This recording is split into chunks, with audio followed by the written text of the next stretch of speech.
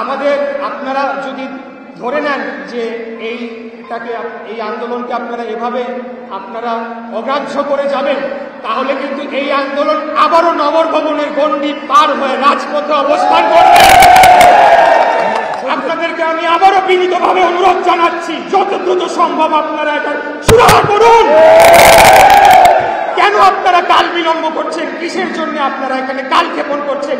কার প্ররোচনায় এই বর্তমান অন্তর্বর্তীকালীন সরকার এখন পর্যন্ত কোনো কার্যকরী পদক্ষেপ নিচ্ছে না, সেটা আমি বুঝে পাচ্ছি না।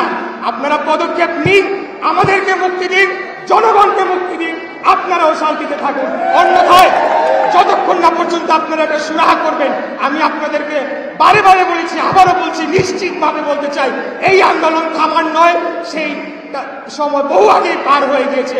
এখান থেকে পেছনে ফিরে আসার কোন রাস্তা আপনারাই খোলা রাখেন নাই। অতএব আজকে যে বেহাল দশা হয়েছে, নগর ভবনের যে অচল অবস্থা, সেটার জন্য একমাত্র দায়ী এই বর্তমান অন্তর্বর্তীকালীন সরকার, এর উপদেষ্টারা এবং বর্তমান প্রধান উপদেষ্টাও এটিকে এগিয়ে যেতে পারেন না। তাই উনি সর্বজন শ্রদ্ধেয় ব্যক্তি, ওনাকে আমরা সবাই সম্মান করি।